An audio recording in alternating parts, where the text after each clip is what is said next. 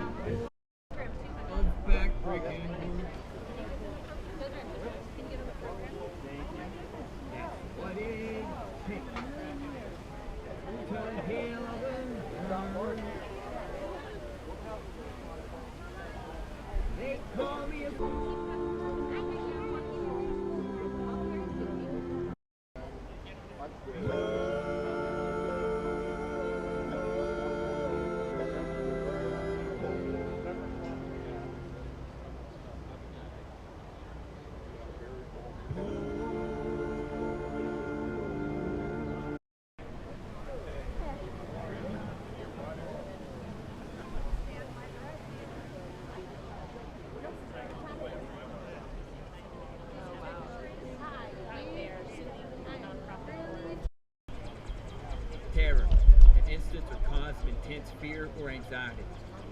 Terrorism, violence or threats of violence.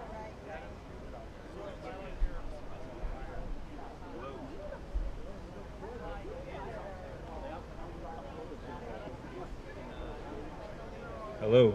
Hello. Hello. Yeah. Welcome. Can you all hear me?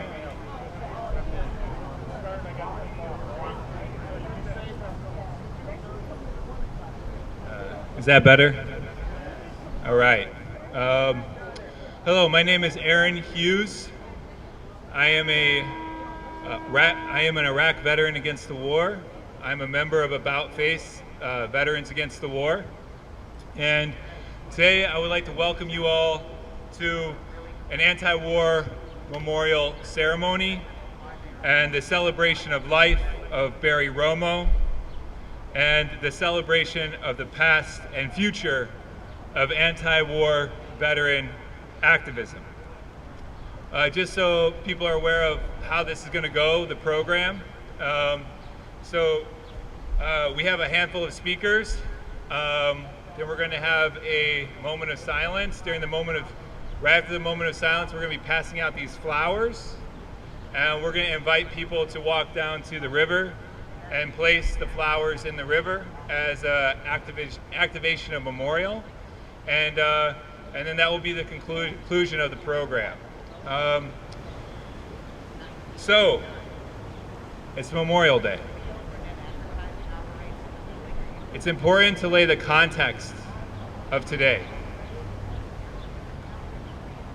Memorial Day was started in South Carolina when freed individuals decided to rebury individuals, Union soldiers, in a mass grave, and to celebrate their freedom and the sacrifices made for their freedom. That is the origination of Memorial Day. And when I think about how that legacy of freedom fighting continues, I think about the life and legacy of Barry Romo. It's also to acknowledge that we're having this memorial in the midst of a genocide.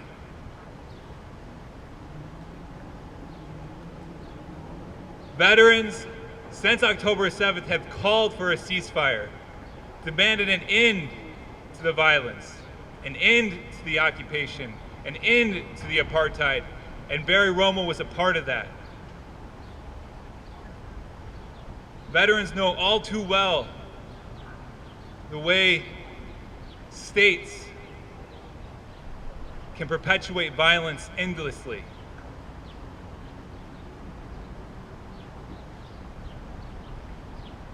And today's about imagining a different way. And that's what I want to speak about. For me, Barry Romo was a path. He said there was another way forward. After my experience in Iraq, I was devastated and torn by being a part of something so grossly violent. And I didn't know about the history of anti-war veteran activism. I didn't know about the legacy of veterans fighting for social justice. I didn't know about the history of Vietnam veterans against the war. I didn't know about the World War II veterans that got home, African-American World War II veterans that got home and fought for their rights to vote, fought for civil rights, helped found the Black Panther Party, helped found the American Indian movement. I didn't know about this legacy. And Barry, he helped connect me to that history. And he showed me that I can be a part of that history, that legacy of fighting for liberation, of fighting for justice, of fighting for freedom.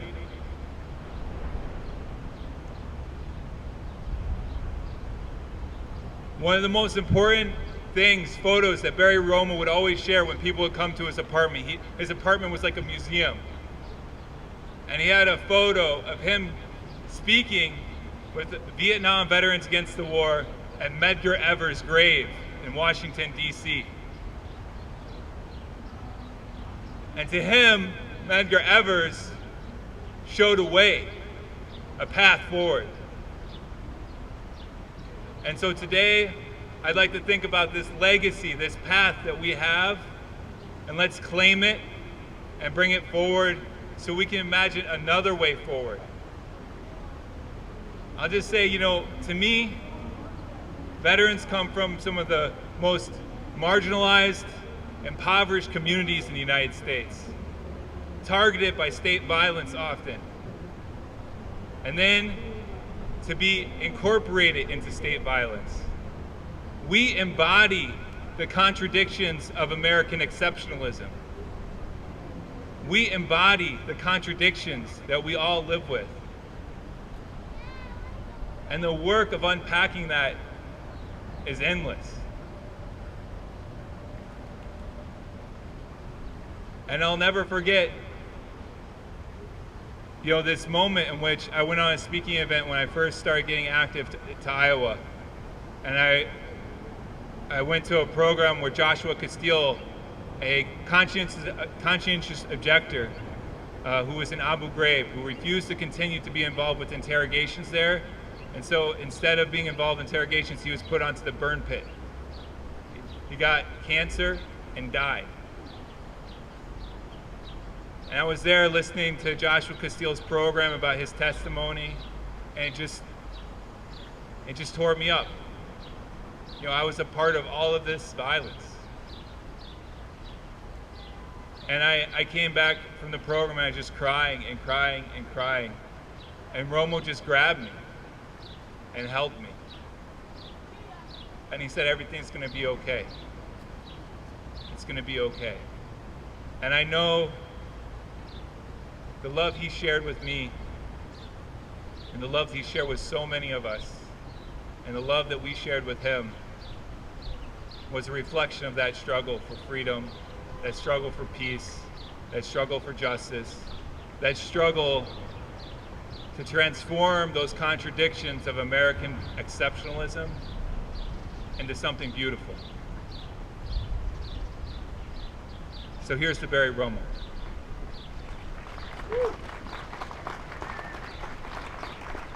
Our first speaker is one of the leaders of Vietnam Veterans Against the War, Joe Miller.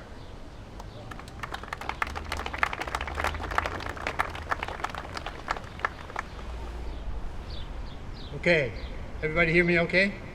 Good. I have a hard time with mics. There you go, thank you. I've been a member of VVAW since 1970. I joined here in Chicago when I was still going to UIC after getting out of the Navy after 7 years. But my reconnection with VVAW is more important. 37 years ago next month, 1987, June 13th, Mayor Harold Washington declared that day Vietnam Veterans Against the War Day. He proclaimed that because it was our 20th anniversary. Washington was a great friend of VVAW and of veterans generally. And there was a major event that day for VVAW. I had not been connected with VVAW for a number of years. I decided to come down here to the Veterans Fountain, which was up on the street level where people could actually see us back then. And that's where I met Barry. I had my son with me, my 15-year-old son, and we went to the party. That party began the next 37 years of my involvement with Barry Romo, with VVAW, with the continuation of struggles for people's self-determination, for vets care, for treatment of Agent Orange, for removal of U.S. bases in the Philippines, for any struggle you could possibly think of.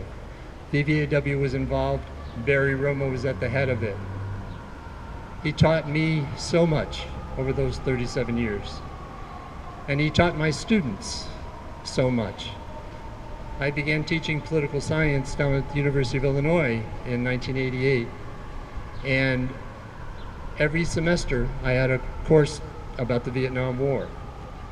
Barry would come down in a minute and speak to that class. He would speak to any of my classes. He spoke to my political philosophy class. I was teaching a course on war, and he spoke to that.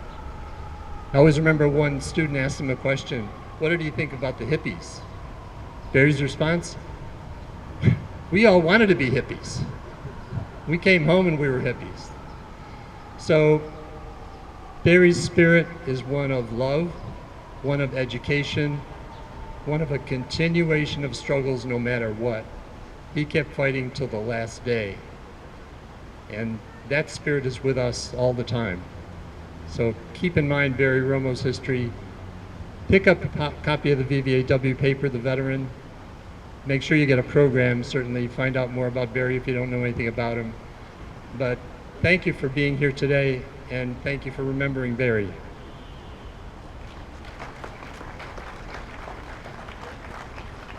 Our next speaker is another longtime leader of Vietnam Veterans Against the War, Joan Davis.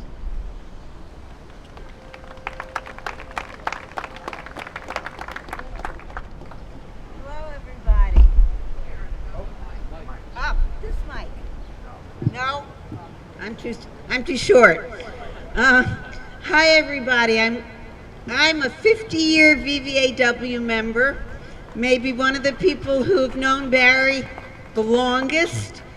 And I look out here and I see so many new faces of people that I don't know, who I know have made that Barry has made an impact on.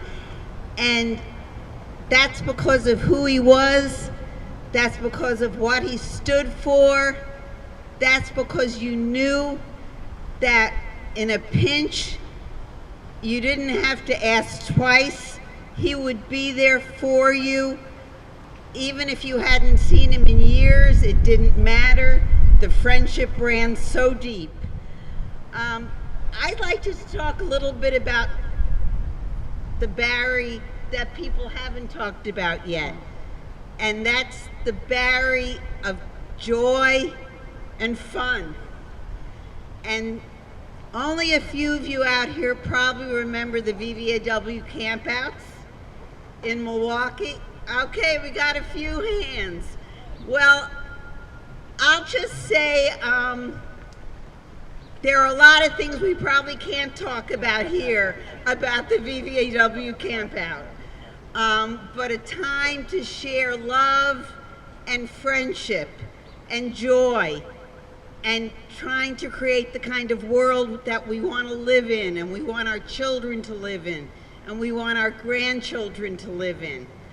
That Barry is so important to the movement.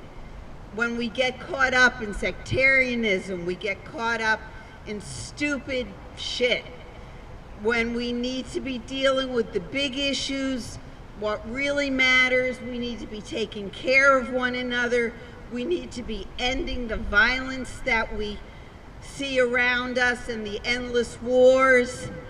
I taught high school for 25 years, and I was very lucky to teach a course called The Vietnam War and the Anti-War Movement in my high school. I would be fired probably now, but right now I was able to do it 10 years ago. And Barry, as Joe said, would come to my class, and the impact he had on the students is hard to explain. He just knew how to connect with everybody in that classroom. They were at the edge of their seats, and when he was done, there was just a palpable silence in the room, just as they took in the experience he shared and what he went through. And some of them changed forever from that speech. I used to call him Scary Barry, because he scared the crap out of them. He said, this isn't what you want to be doing. And it's hard to imagine he's not here. The shock of his leaving us so fast is just really hard to take in. But we need to be thankful for the life he led. We need to be thankful for the joy he gave people. We need to be thankful for the righteousness that he taught us and the courage he taught us to stand up for what we believe in face of all the odds, that truth and justice will prevail, to stay hopeful in these trying times, and to know that over time we can do it. To Barry.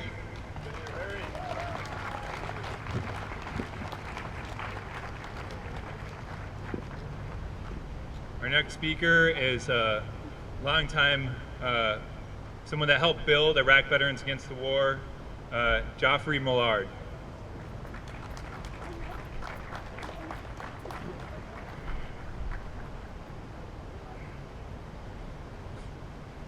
First time I met Barry Romo, he cussed me out. True story. Here I was, fresh from Iraq, disillusioned war vet, who couldn't understand why after decades he held on to the same beef from fucking 1972. Now, as IVAW turns 20, I understand him a bit more than I did in those days. All I saw then was a man whom I'd read about in books and idolized, calling me a motherfucker. I fell in love with Barry that day. Not because he cussed me out, but because at the end of the day, he was drunkenly hugging me and telling me how much he admired me. It was that a cussing out didn't mean he didn't care or respect me. He didn't toss me out, nor I him. In the days that followed, I went to his apartment, and it was like walking through a museum. He showed me pictures and news articles, books and films, mostly on VHS tape at that point, while he poetically reminisced for hours on end. At one point, while we sat at his dining room table, he stared down at the table, ran his hand softly across the dust-covered mess, and in almost a remorseful tone said, "This was the VVAW office for the lean years." The lean years, he called them. The time when the world had moved on from Vietnam, having replaced real heroes like Dave Klein and Barry Romo for fictional portrayals of the war. He talked to me about the times he wanted to give it all up, but he couldn't. No matter how hard he tried, he couldn't walk away from VVAW. Even after decades of dwindling numbers and more than their fair share of funerals, he held on. He held on for us. And he knew that. And I hope he also knew that we were then and remain now grateful. I was so lost in the years after my war, deeply traumatized from the war as much as Don't Ask, Don't Tell. Those first few years after Iraq were just survival for me. And it's because of Iraq Veterans Against the War that I somehow made it through. It's because of Vietnam Veterans Against the War that there is an IVAW. It's because of VVAW that we had guiding hands in those early, hard years of coming home and trying to end our war. They were always there, guiding us in our protest, in our VA claims process, and in trying somehow to have a life after the war ends. There's a handful of Vietnam vets without whom IVAW would never have existed. Barry Romo was one of those Vietnam veterans. I can remember the night that our winter soldier ended, and his work as security had one last gig. He stood watch as we let out some steam in a small private performance from Tom Morello of Rage Against the Machine. He never stopped looking out for us. From Winter Soldier to the NATO March, he watched over us. There's this song about touching a name on the wall, and there's a lyric that goes, "Some folks say they all died for nothing, but I can't completely agree. Because this brother here, he didn't die for no country. He died for me." That lyric haunts many of those who understand what those words mean, but when I think of Barry Romo, he didn't live for no country. He lived for me. He lived for us. He lived through the war and seeing his own cousin's body home so that he could hug us when our family came home in flag-draped coffins. He lived through the, let's face it, absolutely insane heyday of VVAW so that he could point us in the right direction when IVAW was learning to crawl. He lived through fights with the VA over Agent Orange and nightmares of the war so that he could recognize the burn pits that fueled our nightmares, helping us understand and then fight for our VA benefits. He lived through the funerals of comrades so that he could hold us when ours were laid to rest. He lived through the lean years of VVAW being but a mailing list on his dining room table so that IVAW could open an office in a closet in Philadelphia. He lived for us. I know that the rest of his personal life suffered because he gave so much to us. And for that, I am eternally grateful and deeply sorry. Thank you, Barry Romo, for living for me. Rest now, old friend. Your watch has ended, and ours continues.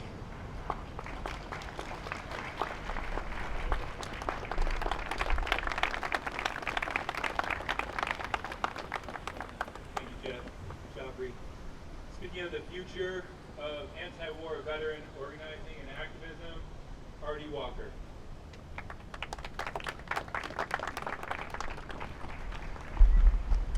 Can everybody hear me? Great.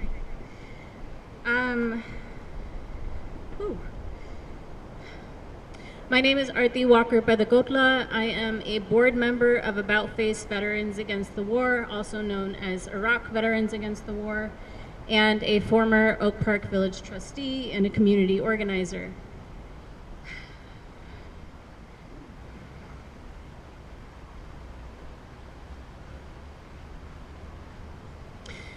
When Aaron asked me to speak, I was honored but also taken aback as I didn't know Barry very personally, but I am an organizer.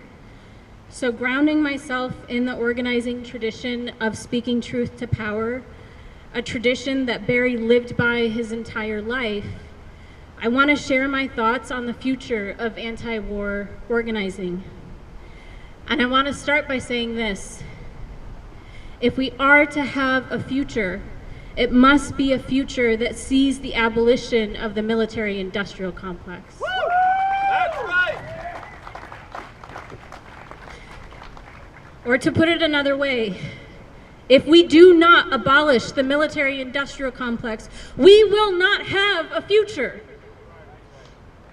And I say this from an environmental justice perspective, from a settler colonial perspective, from a feminist perspective, from an anti-caste perspective, from an anti-imperialist perspective, an anti-militarist perspective, and an anti-war perspective.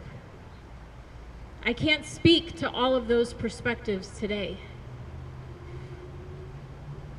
But what I want to talk about is what's happening in Palestine and why all anti-war vets, like Barry, are calling for a permanent ceasefire and the end to U.S. military aid to Israel. That's right. Just yesterday, we saw another horrific escalation of Israel's genocide in Palestine, this time bombing a UN refugee camp. The images of the attack last night are some of the most horrific we've ever seen to date. And this comes after 7 months of complete devastation of Gaza and the Palestinian people. What we must understand, what Barry would want us to understand, is that this is on us. This is being done in our name, with our tax dollars and our government's complicity. What is happening in Palestine is the U.S. military-industrial complex at work. As Barry said in a 1968 documentary, quote, "I discovered that I wasn't in Vietnam for the child's life. I was in Vietnam so that I could protect rubber trees that belonged to Michelin so that someone could have cheaper tires on their new Oldsmobile." I don't know what an Oldsmobile is, Barry, sorry, but I do know what you're saying. Barry went on to say that, quote, "The sap in that tree was worth 10 times more than that child's life, and that doesn't make sense to me." And it doesn't make sense to me either. What doesn't make sense to me is that in the present day, since October 7th, over 35,000 people have been killed in Palestine. 15,000 people of them are children. 15,000 children have been murdered. And over 80,000 people have been injured. And those are just the numbers that we know about. And our leadership, our democratic leadership in the state of Illinois actually supports this. From Palestine to Sudan to Congo to the Hindu nationalism taking over my home country of India and even this country, the U.S. perpetuates, the military-industrial complex is the engine that perpetuates the necropolitical machine worldwide. The military-industrial complex is the main proprietor of death, delivering death of our people, our planet, our cultures, our children, our books, our universities, our mosques, our oceans, and even ourselves. So how do we stop it?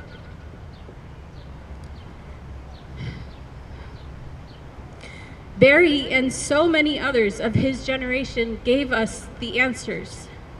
And as a U.S. military veteran, as an Army veteran that served in the post-9/11 wars, I'm just now beginning to understand them.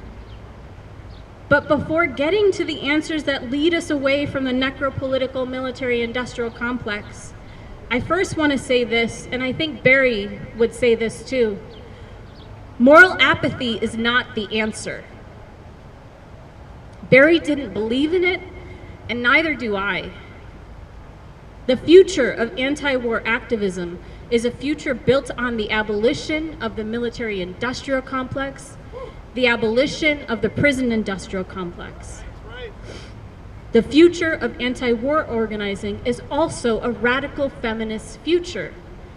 Because as my dear friend Nadine Nevers teaches us, the military-industrial complex requires heteropatriarchal violence. To end, I want all of us to walk in Barry's footsteps and to organize towards an anti-war, anti-military industrial complex, anti-prison industrial complex, decolonized, abolitionist, feminist, radical future. One where all of us, every single one of our children and the planet has the freedom to thrive. Thank you. Yes! Woo!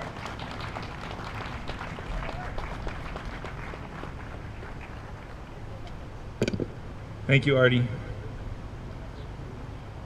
And a part of that future, Barry believed was rooted in union organizing.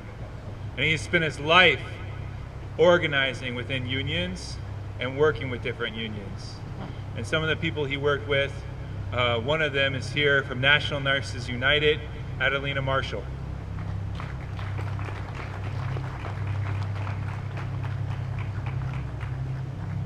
Thank you.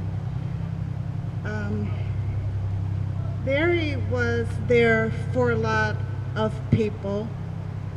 One of our nurses who hasn't been at the VA in over 10 years, she doesn't hear for Barry. She's constantly calling us to see if we've seen Barry, is he okay? And Monique always tried to stay connected with Barry, even though she was out of the VA, but often to help him. He was there for our veterans at the VA, helping to demand hiring of more nurses so that the veterans could heal. Barry was bound by the light that he had. It's a quote from Lincoln. He held veterans up and cared for them by creating space for them to be safe and to process their military experience, which is still needed for our returning vets. Barry wasn't about being a silent observer. He spoke through activism, through action. He was being about it. He served in the Vietnam War after graduating from high school. He became an esteemed member of Vietnam Veterans Against the War, founded in 1967 in New York and was later headquarters in Chicago. You can see Barry at rallies of anti-war demonstration. He was an activist. He dedicated his life to ending war and fighting for social justice. He was a teacher of the young and old on protesting to end suffering and social injustice. Barry, Romo, is not gone. He lives on through his activism, through those who knew and loved him, and through the lives of those he touched. He lives on through Vietnam Veterans Against the War. Those who will read his story will remember him, for it will show the importance of never stop what is necessary to help our youth, our society, to organize and to be a voice for injustice. He saw injustice to one, and he spoke out on injustice to all. I ask that you all take a moment to say his name, Barry Romo, so that it is heard loud and forever will remain in our hearts and memories. Thank you.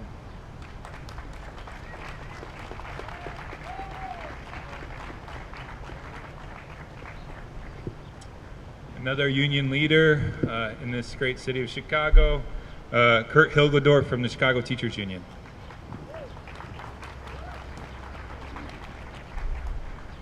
Good morning, everybody. My name is Kurt Hilgendorf.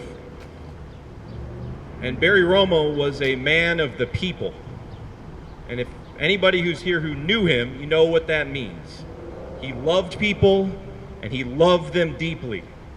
And you saw it any time he was walking in the neighborhood, and he would say hello to every random person he walked past. And it was always said in the most humble and loving fashion. And he lived his life that way. And he was about, and not only was he about love, he was about intersectionality before that was a word. And so when I met him as a student in Joe Miller's class, he talked about the issues with going to fight a war, and he talked about that those were the same forces that held women down here at home, why you had to fight for reproductive health care, why you had to fight for union rights, why you had to ensure that people had a decent job, and why people had to have housing. It didn't matter the issue. Barry understood it, and he connected it to everything else. And so when he would come to my class when I was teaching at John Hope High School in Englewood, he would talk to the students about the issues of how the military weaponized racism to divide people. He talked about how the military weaponized misogyny to divide people. And he was very clear that those same forces that were at play in Vietnam or Iraq or Grenada or wherever there was a military action, those same forces were at play at home. And the same reason that he was marching in all of those pictures that people talked about in his home museum were the same reasons that he joined teachers, clinicians, paraprofessionals on strike multiple times, multiple days, when the Chicago Teachers Union was out advocating for the schools that the Chicago students and their families deserve. He understood all of that and was with us at any time that it was a war issue, a labor issue, a schools issue, did not matter. Barry was there because he loved people. And so I'm going to miss him deeply. I know that all the folks here will too. And so I just want to appreciate and honor his legacy because there aren't too many like him. Thank you, Barry.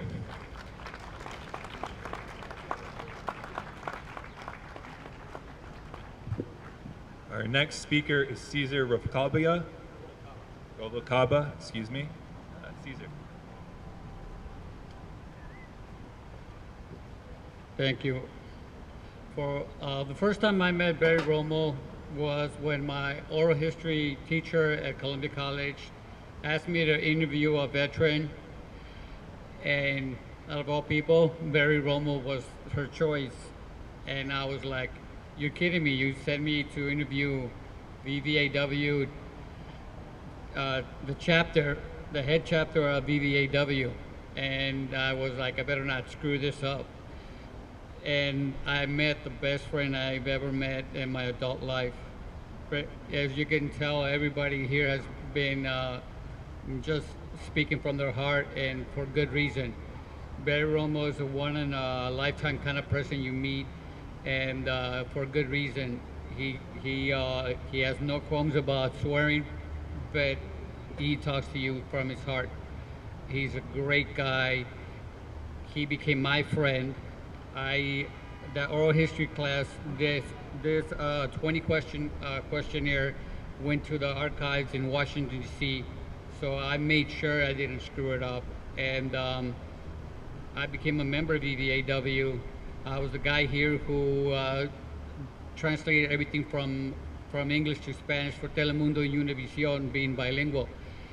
And Barry Romo's story of his experience in Vietnam and everything that happened with his brother, him coming home, having to bring his brother because of these Vietnamese people. They were anti-Catholic and all these things, all these false narratives that they were being told. And with the Vietnam War,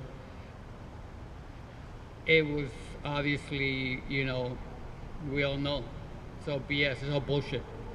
And but if anything, we're here, we're as human beings, as tired of fighting these wars. Myself in Somalia, in Haiti, and end of the Gulf War. We're tired of it. We're tired of being expendable bullets for this country. Barry Romo showed us the way, a better way, a way that we can be so much more. And that's why we're all here showing our love for Barry Romo. And we need more Barry Romos in this world. Thank you.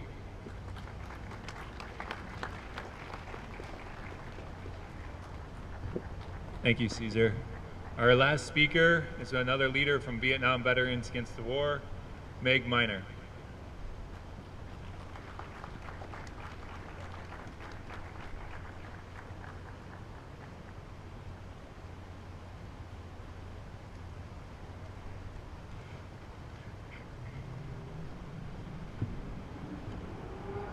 How's that? Is that good? Thanks for the clue. I appreciate that.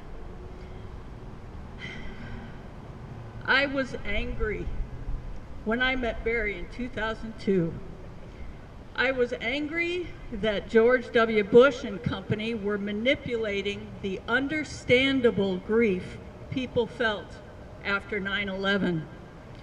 It seems so clear to me that our overly aggressive response would hurt civilians and not the people who planned and funded those attacks. And I'm really grateful to everyone here today who's made the connection to what's going on right now in Gaza. I was a grad student back then, and I thought I had left my military experiences behind me. But the more drum beating that I heard, the more I realized that those experiences hadn't left me. I was at an anti-war event on campus that day. The image that stands out in my mind is actually from after the event. I got up to leave and turned around, and there at the back of the room was Barry and Joe Miller and Bill Branson and Jeff Machota, all standing there like, I don't know, 4 pillars of something. I approached them probably pretty self-consciously, not sure how a woman would be received, and I identified myself as a veteran. I wanted them to know that I was relieved to see veterans who also disagreed with the path that we were on. They were welcoming and understanding of my anger, and even invited me to join VVAW. I hadn't met feminists who were veterans before. I started participating in VVAW activities soon after. Whatever the occasion, they always greeted me with warmth, and Barry gave me bone-crushing hugs. I just want to see a show of hands. Everybody remember those bone-crushing hugs? Hold them here. Most of the time I spent with him was in the kitchen at Chicago Stand Downs. So many stories flew around that kitchen between the VVAW members and the Vietnam people that were there. Sometimes they set my head kind of spinning. Personal stories stand out to me because most of my post-military life was spent working as an archivist and a librarian. I tried to educate people on how to save things that they feel reflect their lives, and I helped people who were looking for stories of the past. I am forever grateful to the people who share their stories and to the authors and interviewers who record them. Barry's own words and what others have preserved about his life will continue to inform our future. I'm going to hold off for a minute and let this pass.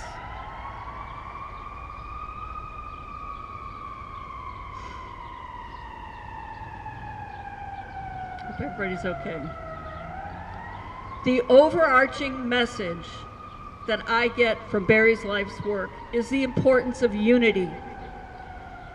And it has been noted that May Day was a significant date for an organizer like Barry to die. There are forces in the world that want to see us divided, but we know that when we join together and act in each other's self-interest, we have power.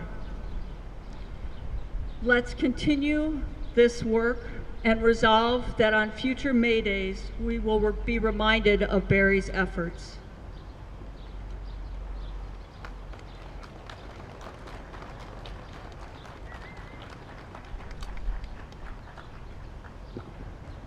Thank you.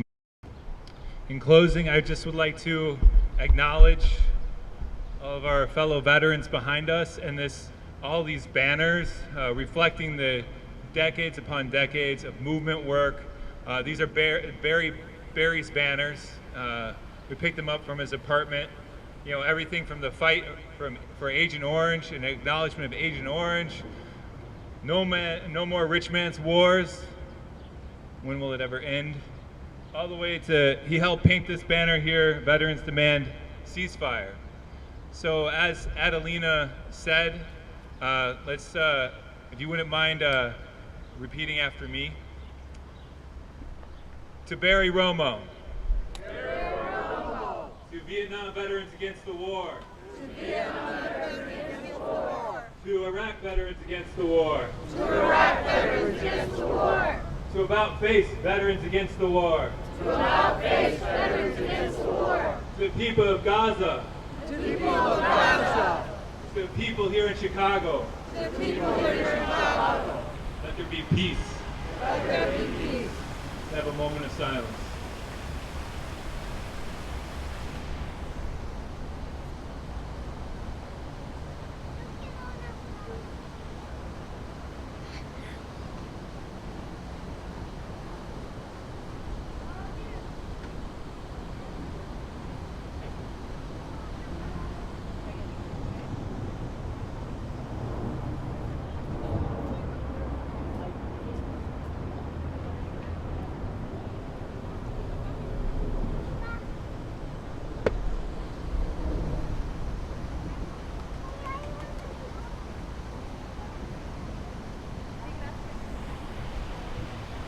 you feel moved, we'd like to invite you to walk to the river in remembrance and place a flower in the river. A number of flowers are being passed out. If you don't have them, please. Announcements really quick.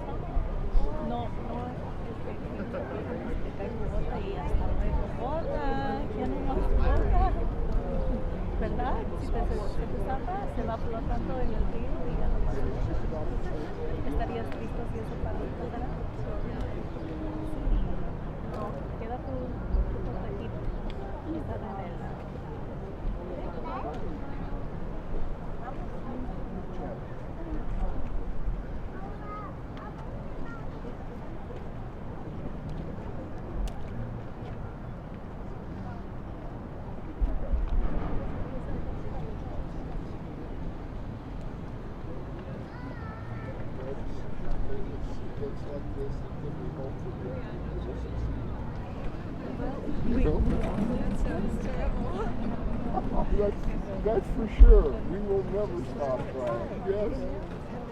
That's comforting in itself.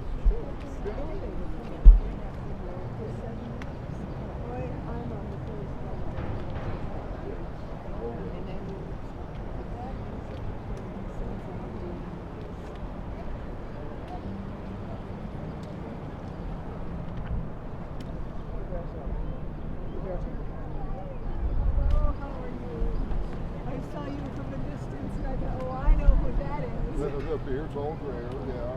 Yeah.